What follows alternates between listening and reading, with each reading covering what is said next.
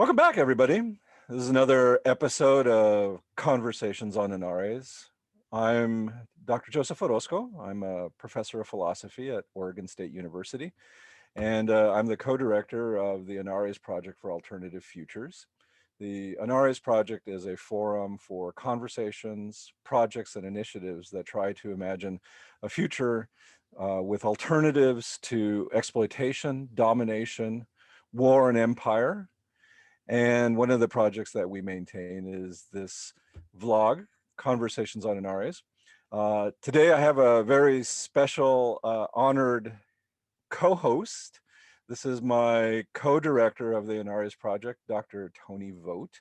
And so he's going to be helping me to conduct this really special interview that we have today with science fiction author Kim Stanley Robinson. But I wanted to begin by talking a little bit with you, Tony. So welcome. This is the first time that we've been able to do an interview together on Yeah, the YouTube channel. right, right.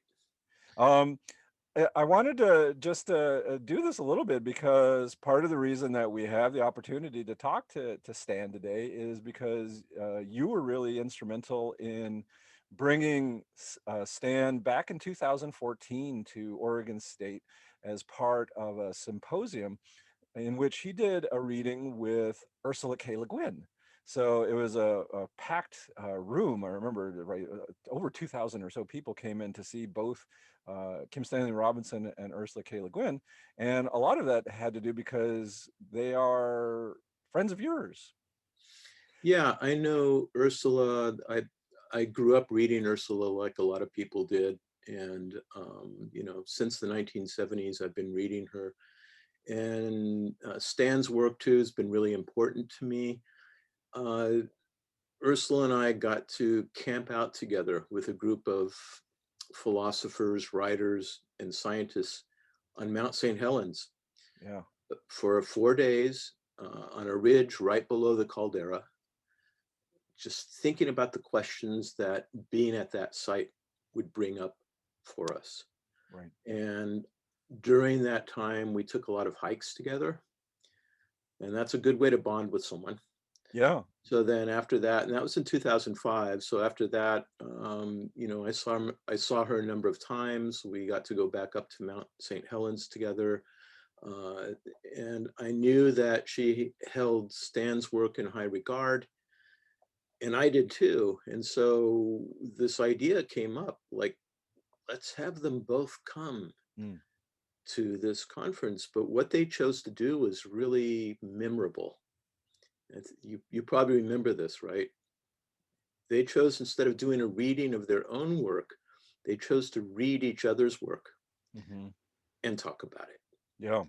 And that was amazing to hear them interpret each other's work that way. Yeah. So, Yeah. yeah.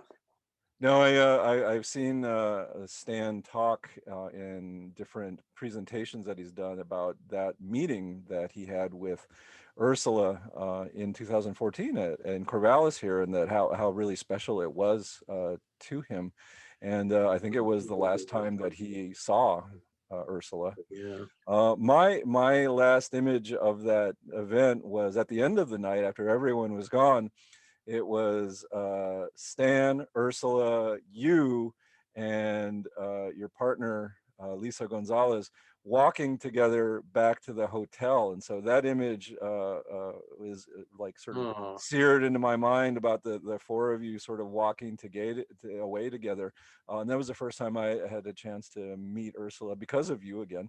So that was a really big special night. And I felt like a bit of a loss because I didn't know Stan's work at that time. You're the one who introduced me to it. And so after meeting him, I got a chance to read the Mars trilogy. And so then I became a big fan of his and read a lot of his stuff. And so it was really you that brought me to both meet Ursula and to know about Stan's work. So always eternally grateful about that. But that image of the four of you walking away was really special. And that was that the last time you saw Ursula as well?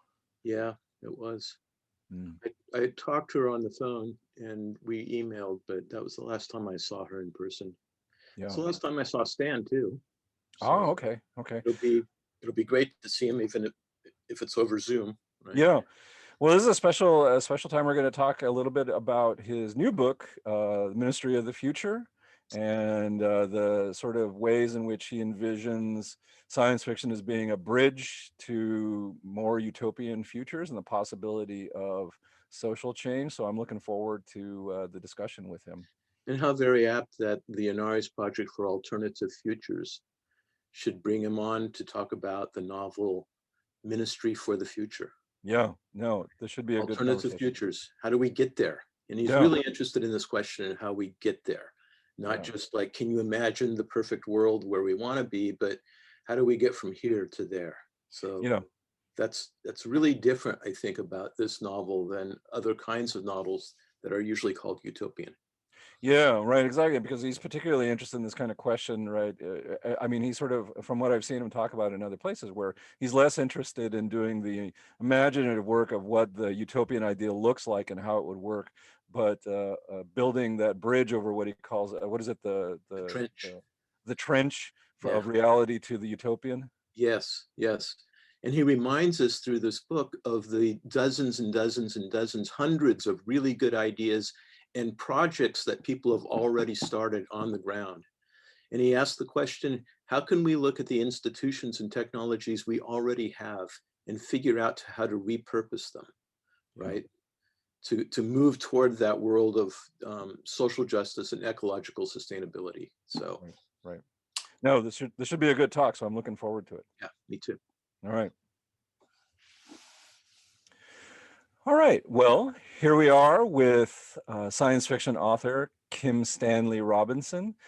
Stan, I just want to say on my part, it's an enormous honor for you to be here, to spend some time with us, to talk with us some thoughts about your latest novel, The Ministry for the Future. This is a book that's gotten wide appeal. A lot of really important people are talking about it, thinking about your ideas.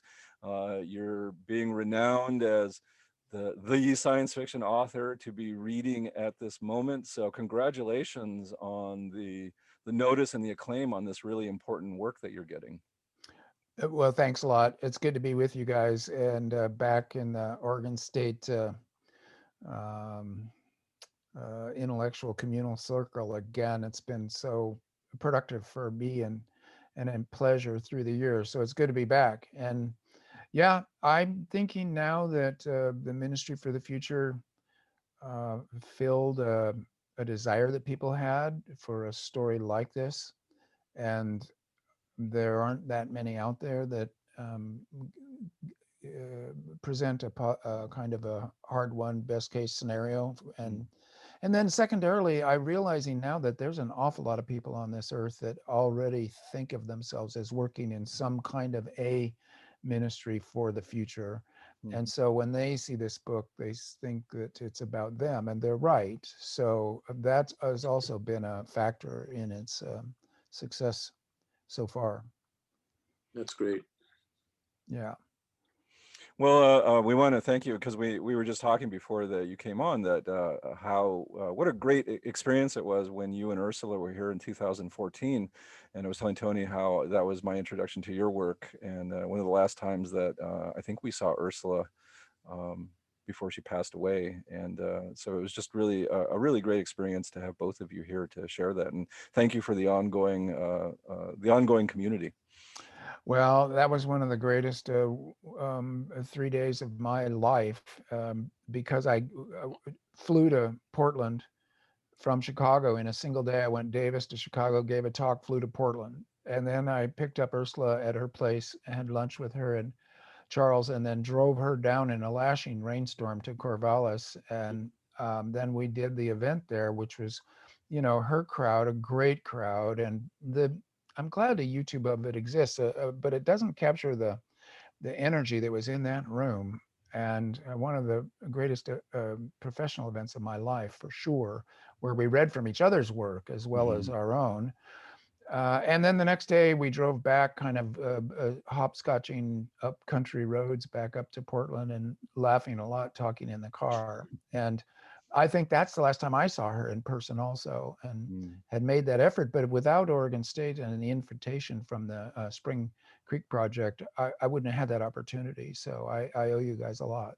And it was a beautiful time. And actually, Tony, we were drinking whiskeys afterwards That's right.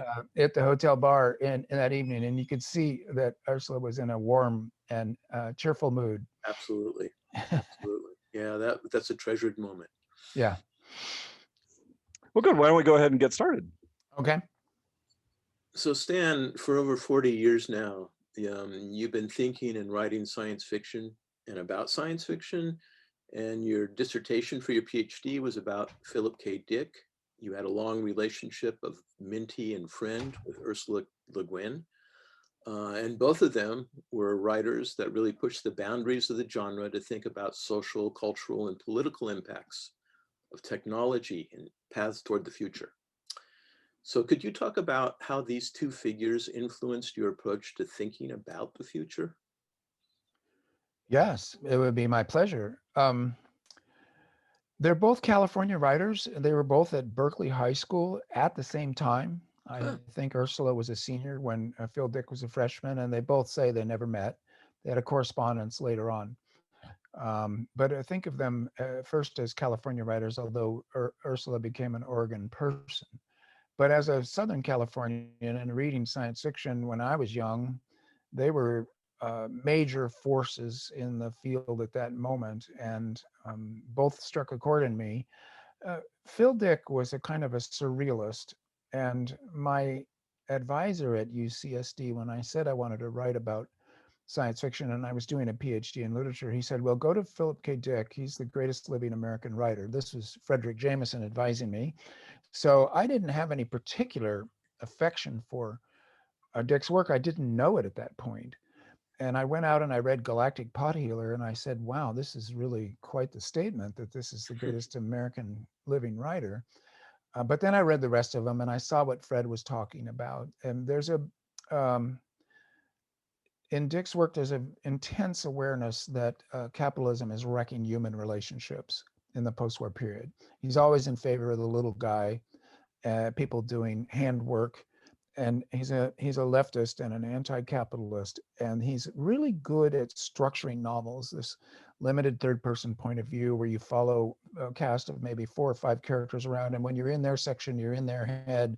Everybody else looks very strange indeed, but you get into the other characters, and that character that you were just in suddenly looks alienated from the outside. And in that skillful way, he makes a lot out of a really kind of sketchy surface, because he was writing like a bat out of hell. One year he wrote 5 novels. He wrote like 50 novels. He was, he took speed and he would write a novel in 2 weeks, and you can tell. But he was brilliant. And so I like all that about him. And he's a Californian. He's often writing about California very specifically, including Orange County, where he spent the last decade or more of his life, very within 2 or 3 miles of where I grew up. So then Ursula, she was a great star from the moment I understood science fiction existed, because I came to it late, and Left-Handed Darkness blew my mind. Dispossessed blew my mind again. And then by chance, she was invited to teach at UC San Diego when I was a graduate student there. So I spent a month in her company. She didn't want to be away from Charles for 11 weeks. So she cut a deal with UCSD and came down for the last month of that quarter. We saw the first week of Star Wars. We saw that movie sitting right next to each other and laughing our heads off, not realizing what Star Wars was later going to become. It just cracked us up. We thought it was a parody, and it was. So, and we stayed in touch. It was just a pen paldom at that point. I would cross paths with her. Nothing as cosmic as that last meeting in Corvallis, but always a warm correspondence. And so she was inspirational. And I always thought between her human warmth and her political acumen, the way she could combine everything you want out of a novel into a science fiction novel, this was inspirational. So I would say, I actually have a kind of I was talking to my wife about this, a kind of personal canon that Le Guin and Dick, Samuel R. Delany, Gene Wolfe, Joanna Russ, that and Stanislaw Lem, that these are the components of my youthful exhilaration at what science fiction could do. They represent to me still the great pantheon and have never been equaled. Um, well, maybe equal, but never superseded as great science fiction writers. And so, yeah, Ursula and Philip K. Dick was the only one that was pre-New Wave, although he flourished in the New Wave. He's really a 50s science fiction writer in the style of Frederick Pohl or Damon Knight. But he grew into a surrealist maestro. Yeah. Well, yeah, thank you for that reflection. Let's talk a little bit about envisioning the future. Something that you've been spending a lot of time and part of your career doing. I wanted to ask you to comment on something. So Noam Chomsky recently did an interview within the last year or so, and he was asked what he considered to be the greatest threats to humanity's future, and he identified three. And so I wanted to lay these out to you and see what you thought about his assessment. So the first threat, he says, is the possibility of nuclear war, something that we've had for over 50, 60 years, but nuclear war, deteriorating democracies, largely because of threats of rising populist movements and far-right fascist movements. And then three, global warming. So I was wondering if you could comment on his assessment of these threats in terms of your understanding of futurism. Do you feel that these are of equal magnitude or concern? Are these interrelated? How would you think about Chomsky's assessment of the threats going forward for humanity? Well, Chomsky's great, foundational linguist and a really provocative political thinker who's always worth reading. I myself would put it this way. Climate change is a name for a mass extinction event. The sixth great mass extinction event in Earth's history will be the consequence of climate change. And so that's what you have to, that's how you have to frame that one. And that one to me is the big danger. The one that we can constellate all of our efforts around. If you dodge the mass extinction event, that is the necessary, if not sufficient, condition for getting to a decent, sustainable human civilization. Because if we cause the mass extinction event, we crash the biospheric basis for civilization going forward well. And even if we were to scrape through in some ad hoc way, to lose that many species, including many of our cousin mammals, would be a moral crime that would leave humanity itself post-traumatic and unable to get past it. So I'd say that, the nuclear threat is there and it's real, but also one trusts that sane governments will keep on ratcheting down on that. And one of the reasons that it hasn't happened so far is not just luck, but also the unthinkability of it. So the work needs to be done to decommission all those weapons and maybe turn them into a fuel for power plants that burn that fuel down to an irreducible minimum that is indeed dangerous, but would be better than having it in weaponized forms. And then, deteriorating democracies. I mean, this is a thing that's always in flux and is always easy to get freaked out about. The more scientific this culture is, the more it's being internally democratized. And also, there are countries that just say democracy is Western imperialist front word, and it's actually an oligarchy, and don't give us this line of bullshit. I'm thinking China. So Chomsky ought to be saying, I think we all ought to be saying, real political representation. So you don't impose a model of government that other cultures on this planet think of as being yours, but merely say that all human beings are part of countries that have signed the UN Declaration of Human Rights. There are some irreducible human rights that we have the right to insist that all cultures and countries adhere to. But how that politics works out is a matter of individual self-determination, community by community. So that the Chinese Citizenry Act now will report in polls that they feel better about their political representation than American citizens will report. Well, this is weird and wrong and ideological, and yet something to keep in mind. What is, do you have good political representation right now? And almost everybody on earth will go, well, no, it's mediated, it's screwed up by money, it's people are tampering, special interests are tampering with it. So even if I manage to elect a congressperson in America, that person will go to Congress and vote for big money and interests and not for what I sent them there for. And in China, you've got the standing committee that, in your local neighborhood, you might feel like you've got pretty good political representation and a group of people that are governing that need to listen to you, but they're not connected well with the top. Europeans, they've got their own national governments, but then the European Union's in Brussels and is doing stuff on their own that is extremely top down, let us say. So you don't feel very represented in Europe either. So wherever you go, we have weak or screwed up political representation, but not non-existent. So it's just an ongoing battle. And I don't feel that this moment is any worse than any moment, since the agricultural revolution. So I would say with Chomsky, I would say to Chomsky and to everybody else, let's do what we need to decarbonize and dodge the mass extinction event, and work on all these other issues too, because they're all important. But if you're going to rate dangers to humanity, I would say that the mass extinction event is the biggest one by far, because we're falling into it in a way that we're not going to be able to get out of. Does the growing anti-science sentiment that goes along with some of these far-right populisms, like particularly the Trump administration, does that worry you at all? It does. It should everybody. I think it's hypocrisy. This is why when you get sick and you're scared for your life, you run to a scientist and you beg them to help you, because that's your doctor. And even anti-vaxxers, when they break a leg or when they have got a bump on their skin, in their body, a discoloration, they run to a scientist. They run to the scientific community at large and beg for help.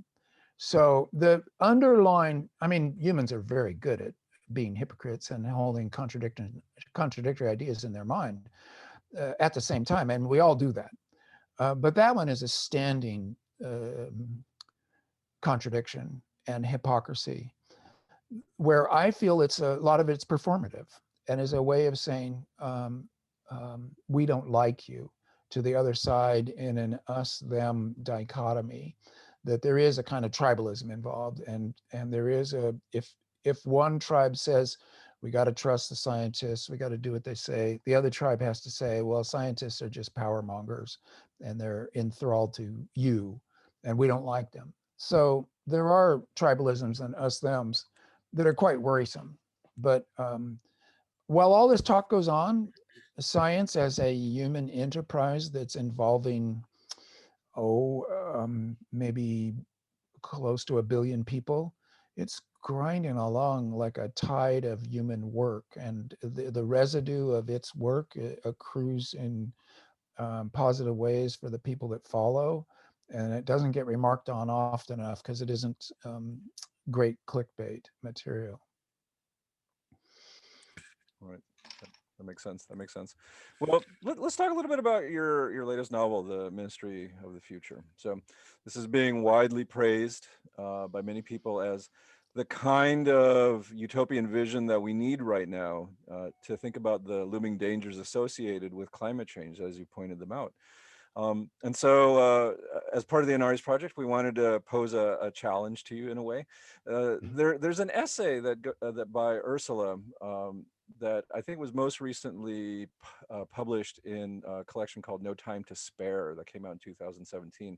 And the essay is one in which she tries to categorize different forms of utopian thinking using Taoist ideas of yin and yang, these categories. And so she, in this essay, and we'll link to this for listeners, she argues in this essay that for over 100 years, the debates over utopia or dystopia have really been about competing yang visions of the future. Like, how are we going to get a hold of and control the future? And that calls for narratives that consider yin utopias are not quite as popular. So she writes that what she tried to do in Always Coming Home was to envision what a yin utopia might be. And then she speculates about what yin dystopias might be. But she says that this kind of way of utopian thinking and dystopian thinking has been less explored. And so I was wondering what you would think about these categories. What would you say to the critic, a Le Guinian critic, that your new novel is just another kind of yang utopia that relies on the idea of humanity asserting some kind of control over itself in the natural world through technocratic means? What would you say to this kind of Le Guinian critic that what we really need is more yin rather than yang, and your work is very yang centered? Well, I would hope that Le Guin herself wouldn't make that kind of judgment of the ministry for the future. So this is a kind of a hypothetical, um, a question framed in a duality that Le Guin used quite often, yin yang. That I'm not sure that she would apply it, and I'm not sure that it ever should be applied. I don't see the usefulness of it.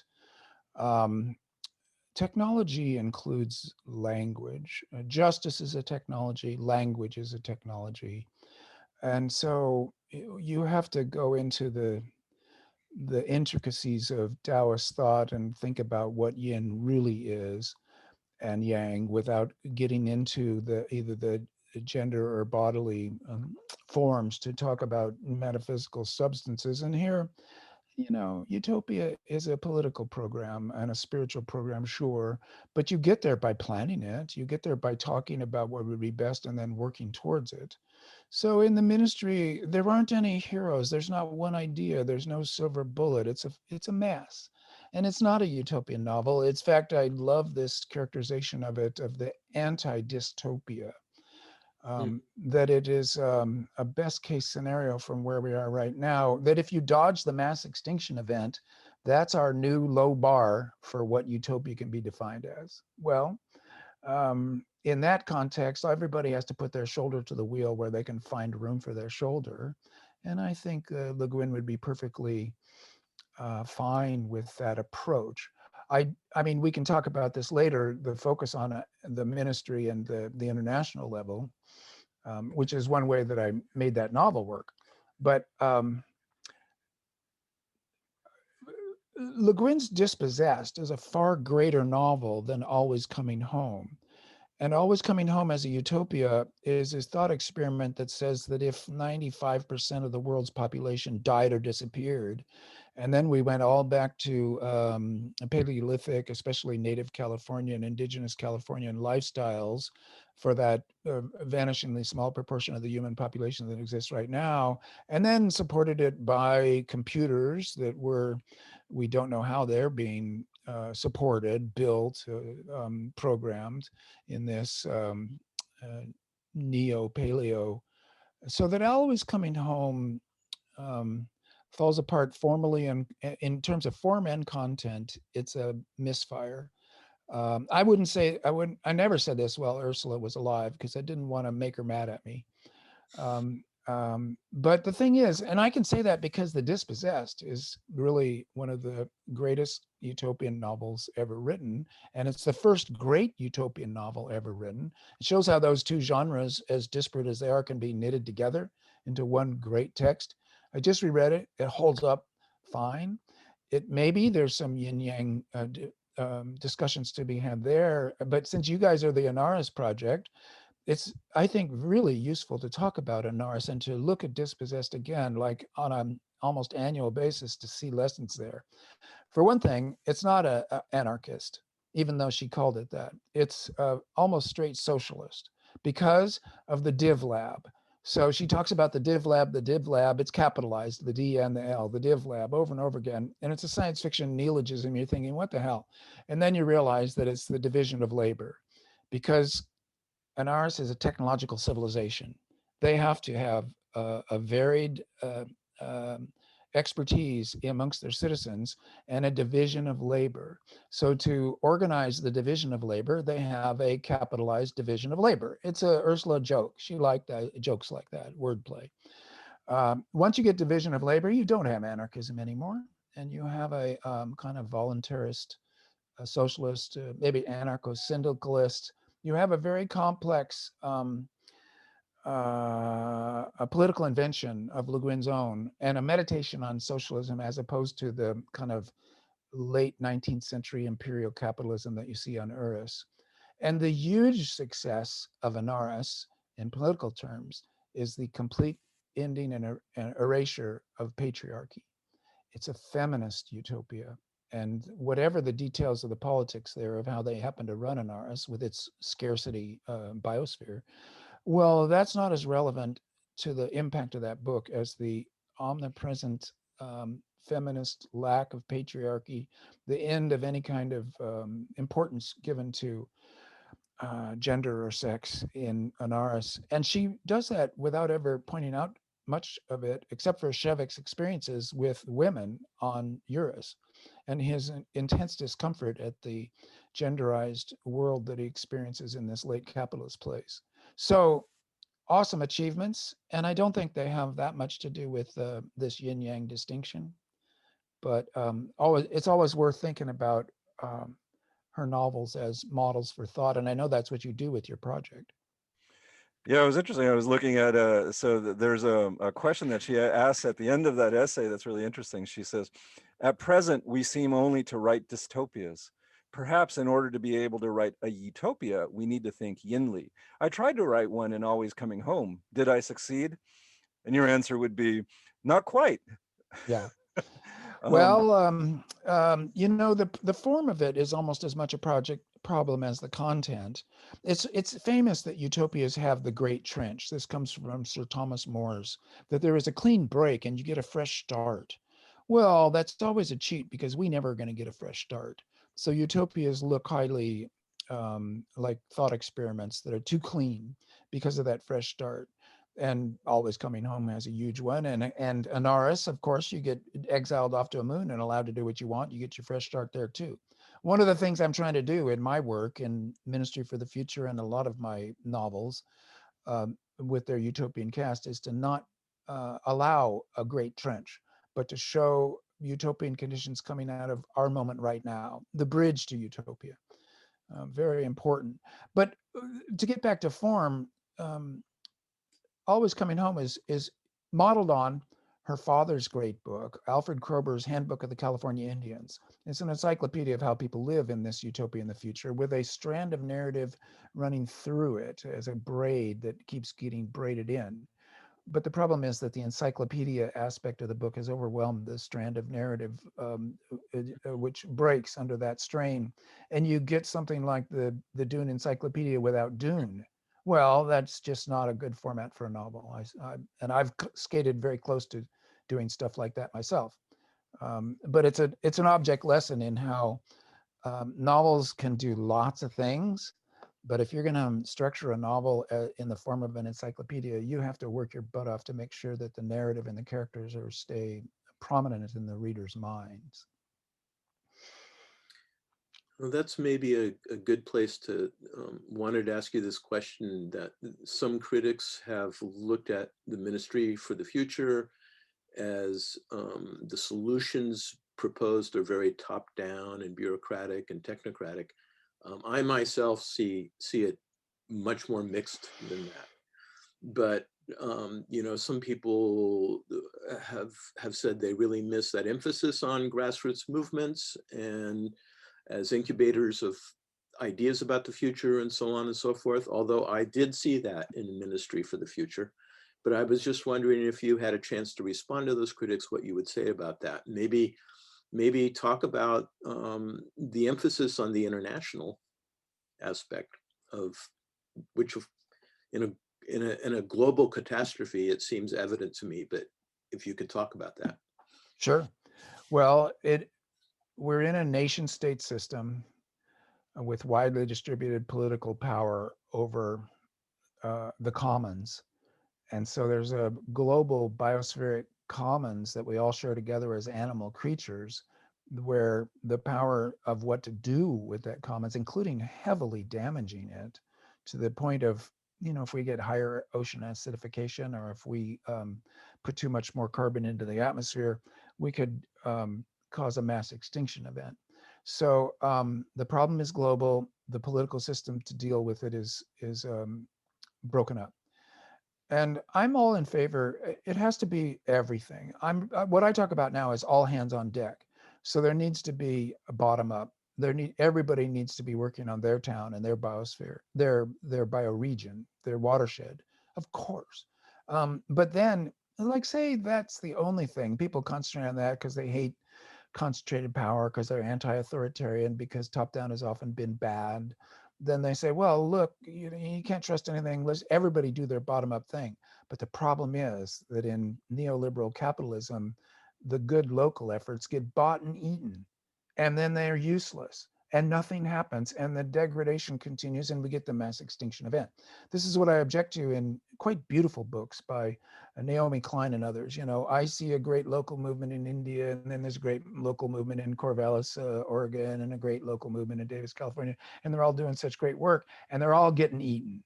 They're all going to die because it's not got the international aspect to it.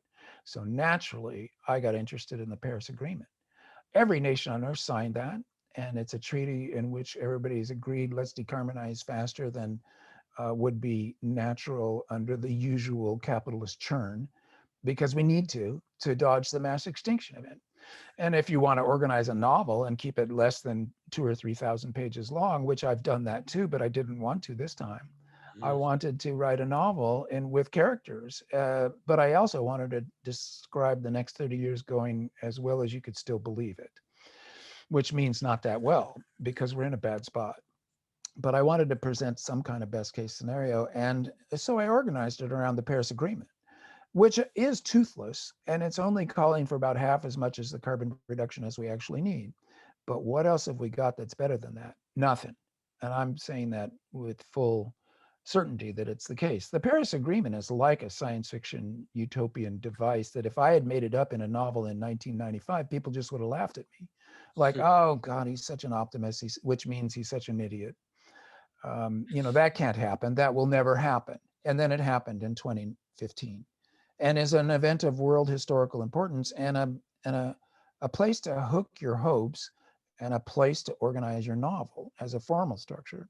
So yeah, it's top down, but writing the book, of course, I'm taking 2 years to write this book. I'm thinking about that all the time. How do you suggest the bottom up without getting into the 10,000 word page novel? There's chapter 85, which is simply, it takes like 12 minutes for the audiobook to read it aloud, just a list of local organizations doing good stuff for their watershed. I got it off of Google Maps that a friend sent to me, where somebody who, when he found a good environmentalist organization on YouTube, with a video on YouTube, they poked a sticker on the map, a Google map of where it was on Earth. And I just ran down that list and named it off. So in that chapter, I'm not making up anything except for 2 or 3 that I have a special hankering for that I didn't see. Other than that, it's just a list of already existing grassroots organizations doing great work, and everybody should join one of those. And then everybody should support the Paris Agreement and try to get their national government to do a better job there. And we'll find out in November, the meeting in Glasgow, whether that's a place where we get to talk about these issues, and we'll see how we're doing. I remember there's a place in the novel towards the end where you have all the central bankers gathered together with some heads of state, and your main character Mary is looking at them saying, well, these are kind of the people who are the rulers, the global rulers, but what they don't know is that they're being pushed from the bottom. They're being forced to take better positions. So there's this kind of, and what I really like about that is that your recognition that you need a bridge across the trench. You need somewhere to get, some way to envision getting from here to there so that it seems possible and people get excited about the possibilities. And your novel is full of these. This whole idea of repurposing the institutions that we already have. Like, how can we remake them toward different ends, even if they're not designed for that? is there a way to redesign them, right? Well, yes, and I think that's very important. When you put it that way, you put your finger on the thing that we have to do. No matter how good your utopian desires are, we are in a power structure right now that we have to work with, and we don't have much time.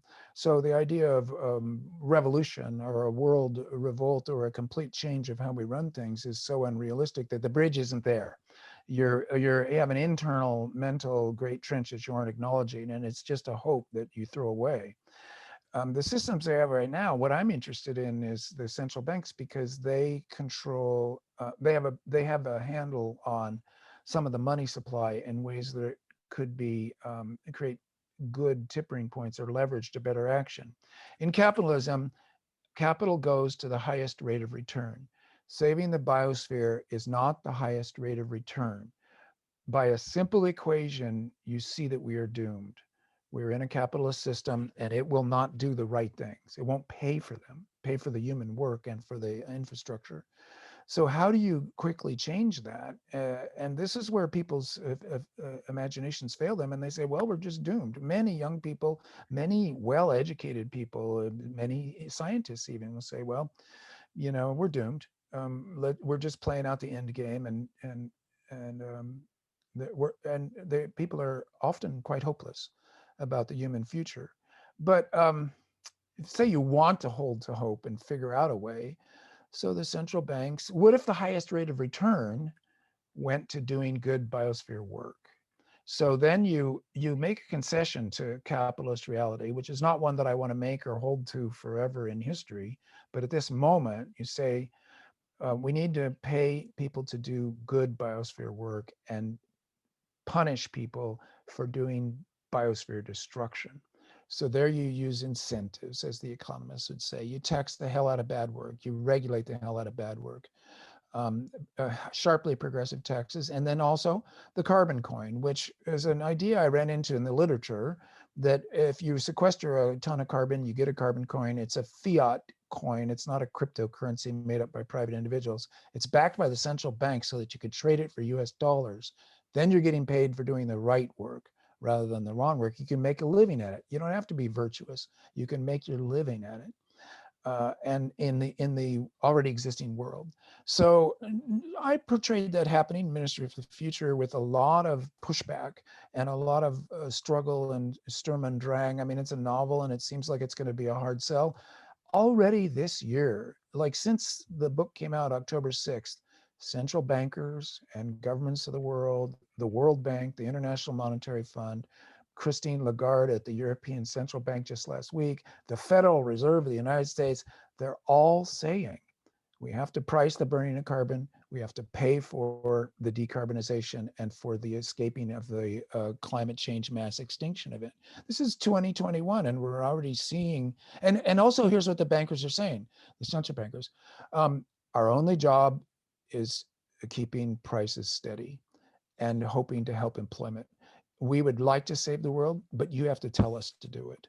And then we've got the financial and monetary mechanisms that we can bring to bear. You've got to tell us to do it because we have to stay in our lane, because that's our job. That's what we've been given power to do.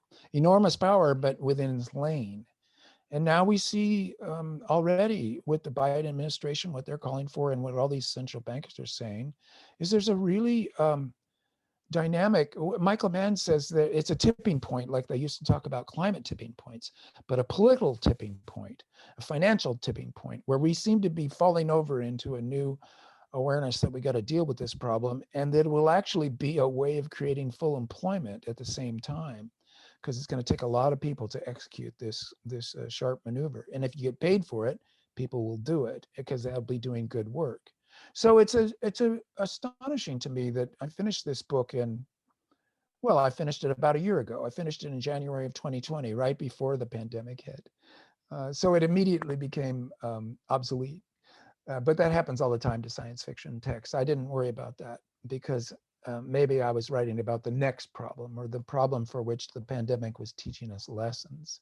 It's quite possible that people are taking this book of mine more seriously, and the climate change situation more seriously, which is more important now, obviously, because of the pandemic and the lessons that it's been teaching us. You never know, but it seems possible. Yeah, so I like that. It's a novel about the transition. It's not the perfect utopian future. It's about the messy, muddy struggle to get to a post-capitalist society. And and there's very few novels, I think, that speak to it the way that you do, speak to that kind of dynamic and that kind of transition. So I really deeply appreciate that. Yeah, I think it feels there's an empty spot in the ecology, in the cultural ecology of our time. There's an empty ecological niche, which is positive visions of the near future. Of talking like you're saying about the bridge, and something that you said reminded me of this thought that's just occurring to me now is that arguments among leftists, like say someone's a social democrat or just a U.S. Democratic Party, you know, moderate. And then they're arguing with an anarchist or with a communist or whatever. I'm wondering if these people effectively, their imaginaries exist at different timelines in the future. And maybe it's a way of trying to clarify my own confusions so that in the present, I just want the next tax structure. I want the next investment in green energy. It's pretty practical and small on the larger scheme of things politically in terms of political economy. If you ask me what I want in 1,000 years, well, a total horizontalization of wealth and power, all human beings and all animals completely equal in a world congress, blah blah. Essentially, a kind of anarchist vision. And in between, you need like stepwise. If you think 1 year out, Keynesianism; 10 years out, social democracy; 30 years out, democratic socialism; 50 years out, some kind of unnameable post-capitalism. And then you get out into the far future and you've got, um, uh, harmony, whatever you want to call that. So the vicious arguments amongst leftists, the narcissism of small differences, as Freud called it, where you're going to kill the guy with the opinion that is one step to the left or right of you, because the person that's actually, a nativist fascist, you can't even talk to that person. You don't have the language or the discourse space to even talk to them. So you kill your next door neighbor because you're mad.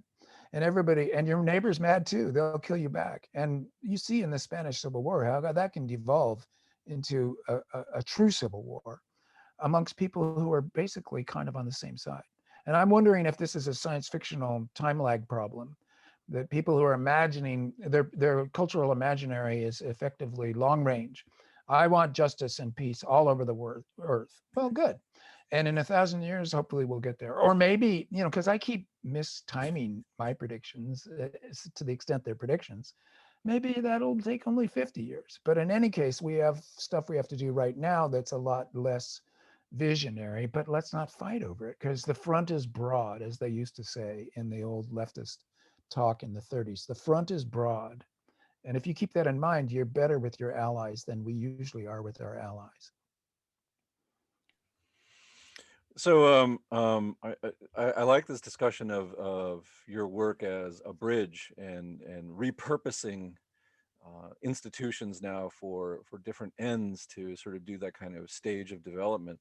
Um, I wanted to see what you think about this because at that sort of global elite level, I think there are some visions of the future and some programs for bridging that I wonder what you would think about.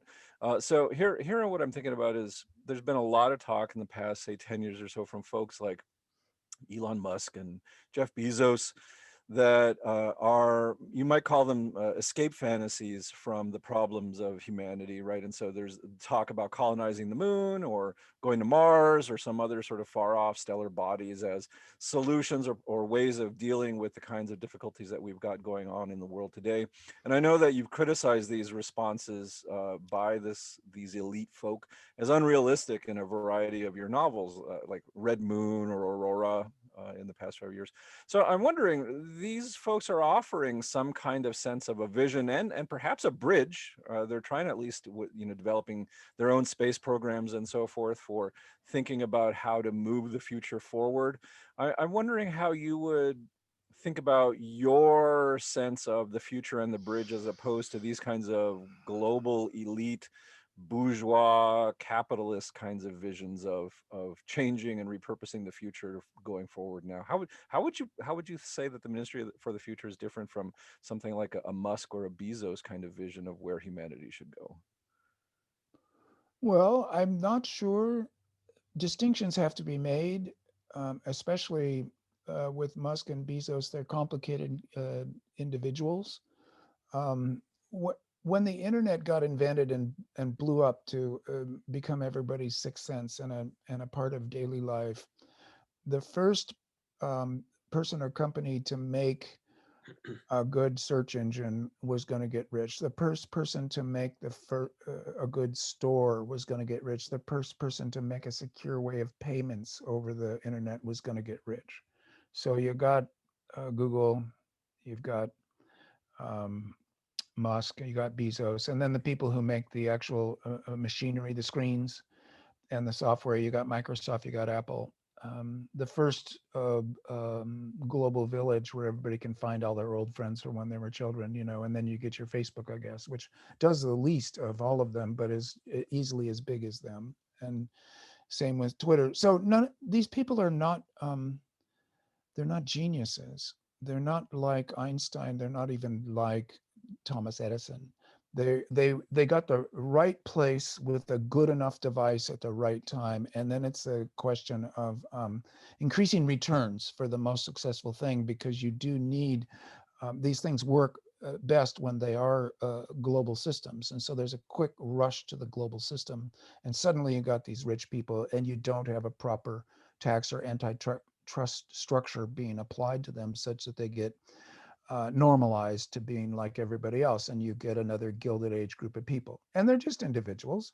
I've met quite a few of them. They're almost all men, which is immediately interesting and suspicious. But they are just. I mean, I'm a man myself. They're just men. They don't. The tendency to make them into saints or sinners, into God or the devil. This is a very common mistake that people make, and I'm struggling with this on many fronts. So I would say that the idea that you go to Mars in order to create a tiny little human civilization in case we happen to blow up here on Earth is simply a bad science fiction story, and that it's not going to happen in multiple different levels. Can't happen physically. And is a bad story for making people feel encouraged about elites and about the space program and about rich people, et cetera. A terrible story to tell, but a kind of a hobby for Elon Musk, who has an excellent rocket company and an excellent car company. And in general, in terms of billionaires investing in things, is probably made more good investments than bad by a long shot, by decarbonizing us fast, which is an overriding consideration. So the fact that he has a kooky hobby and seems to be kind of a kooky character, well, okay, we are all that. And he's just been turned into a comic book mythic character by the general intellect. Same with Bezos in a way. And his rocket company is working on very important low Earth orbit rockets and very practical stuff.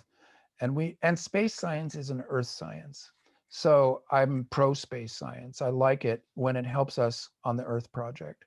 If it's to get it into an escape to some libertarian escape space or to a second cradle for humanity, or that's all bullshit, and relies on some really mistaken understandings of physical reality and of the ecology of humanity. So distinctions need to be made to de-strand all this stuff and not say thumbs up, thumbs down on people in situations that complicated. I think they ought to be taxed out of existence, both individually and corporately. That you ought to have something like Eisenhower's tax rate. The Republican Congress and Eisenhower in the early 50s, 91% taxes on any income over $400,000. It ought to be that progressive. That would be good. That would be good for the individuals, because once you get above a certain amount of wealth, then wealth is just a burden and turns you crazy and turns your kids crazy. So it isn't like you'd be hurting those people to exert a progressive tax structure, and it'd be good for the political body at large. The French have a good idea that corporate taxes, this Piketty, that every asset taxes. So it isn't just income, because you can hide your income. You can put it under the rug.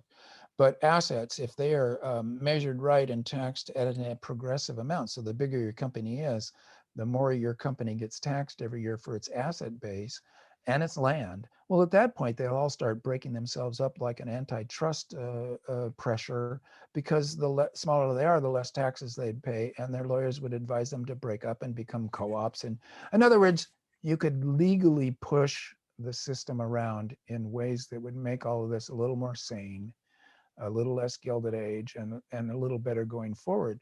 But in the meantime, a Tesla is a pretty great car, and the SpaceX rockets are superb. So it's a complex story. Mm. Well, here's a related angle to this question. So we've been talking about the bridge as repurposing and different kinds of visions of what that bridge might be. Here's a totally sort of different take on this. There's an approach that some folks have now, some writers and scholars, particularly indigenous or in the North American context, Native American thinkers, who have put forth the argument that conceiving of a more healthier, sustainable approach to the natural world is not about envisioning something novel and unique, but of reclaiming wisdom and know-how of traditional indigenous or native communities and putting that into new settings. And so part of this, and in some of these kinds of critiques, is a rejection of the Enlightenment conception of science and technology, right? Some people are calling this the dead Earth conception, right? That the Enlightenment has certain kind of presuppositions about how we need to understand the Earth that we need to really rethink, and the way to go about that is by looking back and trying to excavate the ways of understanding and relating that come from native or indigenous communities. And again, this is something that Ursula tried to experiment with her work with Always Coming Home. Do you think that this approach of the bridge and utopia has merit now? Because it seems that it contrasts with your emphasis on, right, science and technology, at least understood in an Enlightenment conception. Yeah, well, I wouldn't want to do that. I think of science in a Buddhist conception. I think of science as a kind of devotion. And indeed, it closely resembles the indigenous idea that we are part of a larger living body, that we are small creatures like bees in a beehive, and then the beehive is in a tree that's guarded by eagles, et cetera, and bears might rip you apart. In other words, the integrated spiritualized vision of Mother Earth, Gaia in the Greek word, that you see in a lot of indigenous communities, that might be the first religion because you see it all over the world. Shamanism from the tip of South America up to the top of Siberia. Probably we walked out of Africa with this religion.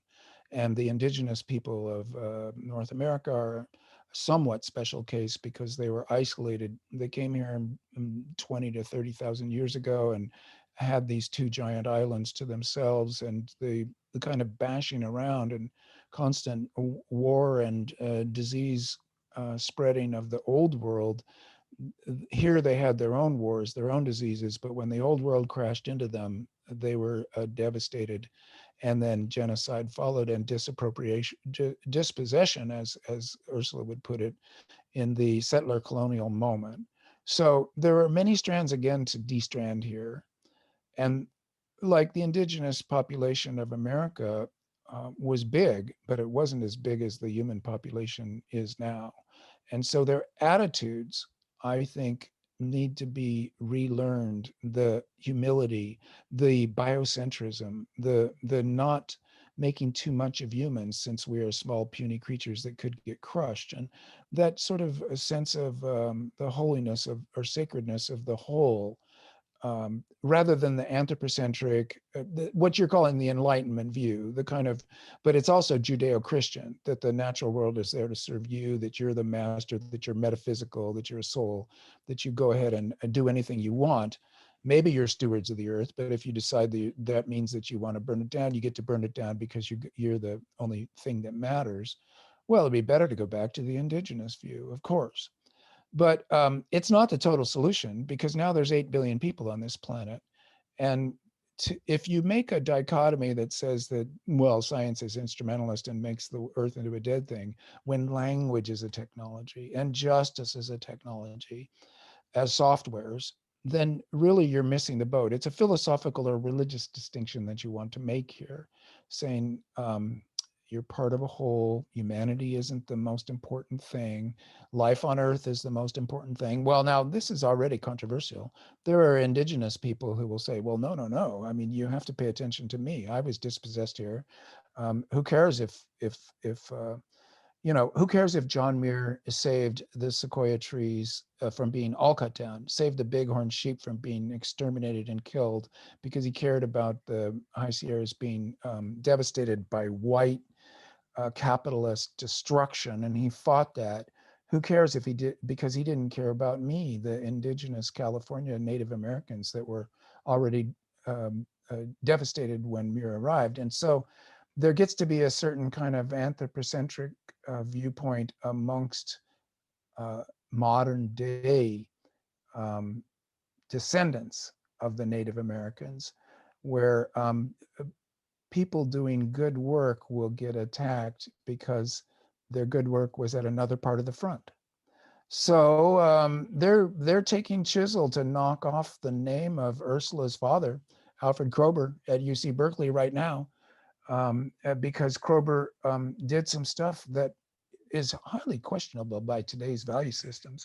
As a 1920s anthropologist, a scientist had a kind of a subject-object vibe going because of the way anthropology was structured by white colonial science of the 1920s. He was blind to the way some of the things that he did would be look later, and now he's getting his name taken off of a building for that. I'm not sure that's right. I think that Ishii would have spoken in his defense, for instance, although his treatment of Ishii's dead body is one of the things that Kroeber can be faulted on.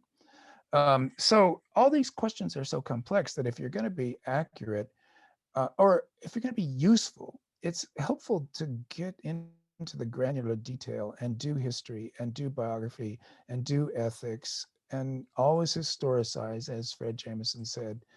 Always try to see the larger picture and not be too judgmental or too pure. I'm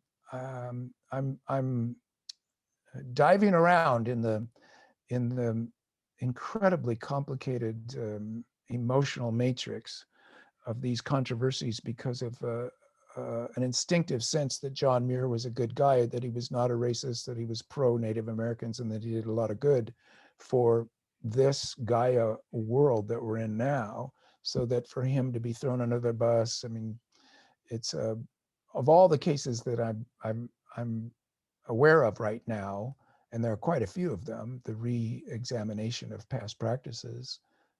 I feel that there's an injustice in the case of him personally, because I know his work and I know the High Sierra.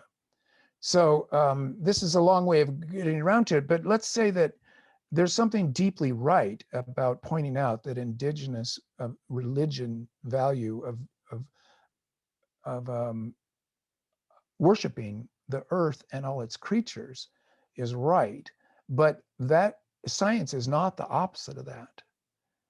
And we have always been technological. Those indigenous people living on this continent for the 20,000 years they were here, highly technological. It's just that a technology that you could build by hand. As Muir remarked, he saw the buildings that the Tlingit had built on the coast of Alaska. And he said, you know what, modern workmen couldn't make a building that fine, not with the tools that these people had in their hands that they could make themselves.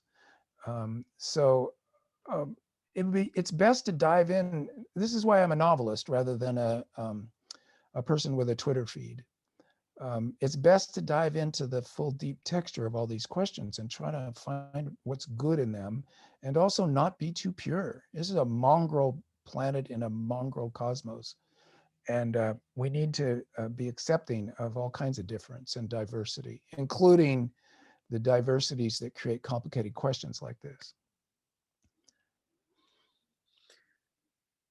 Speaking of the Sierras, could you tell us a little bit about your next project or the one you're working on now? Yeah, my pleasure. And thank you for that, Tony. I am trying to write a nonfiction book, first time in my life, not counting my dissertation, which was just the thing I had to do to get my accreditation. So it's a nonfiction book about the Sierra Nevada of California. I've been going up there now for about 45, almost 50 years now. And I love it dearly. It's been a solace and a active pleasure, an excitement in my life, a kind of a mania, but a beautiful and glorious experience. And so I'm very interested in these concepts of wilderness, of outdoors. The idea that wilderness is a concept, a philosophical subject matter, is true. Because the way that you are thinking of the spaces that you're in is really a huge determinant of how human beings experience them. And that's obvious from phenomenology and just daily existence. But for me, going up there in the Sierra Nevada has been such a beautiful and lovely experience in my life, so much fun, so much joy. I wanted to try to write about it. So it's partly memoir, which is a genre I distrust heavily. Not a fan of that, but it's being drug out of me by this experience. And then history, geology, a little bit of botany and ecology. Try to explain to myself first, and then maybe other people, why the Sierra Nevada is such a glorious experience to be in. And boy, is it, well, it's a lot of fun, but it's also frustrating. I can't seem to quite put my finger on it. What I would like to say in a way that in my novels, I have a sense of judgment. When I feel a lack, I also feel I've got a solution out there, and I revise and I revise. And somehow I have a novelist's sense of judgment made over, those same 45 years. Nonfiction, if am I the narrator? Well, I don't know. I'm struggling with this book, but it's also trying to write about Muir. It's also trying to write about people now. Like, what am I doing up there? This is kind of you might call it a hobby or a recreation. It's not. I wouldn't make huge claims for it. It's not a return to nature as such. I'm not living up there. I'm visiting it. It's kind of a sport. So in a way, I'm trying to sort out my feelings about it and also describe it for other people in a way that I hope some readers, younger readers, spending too much time in rooms and looking at screens, two-dimensional world. You get back outdoors, and well, it can, first of all, it can be the outdoors right outside your apartment, but also a week in the High Sierra. You're not burning much carbon, but you are very high on the joy chart. And so there's got to be something good about it. So that's what I'm writing about now. And it is a lot of fun, I got to admit. Science fiction projects in the work for you after your memoir? No, Ministry for the Future is a kind of an end of a strand for me. About 30 years of very long novels about humans in this solar system.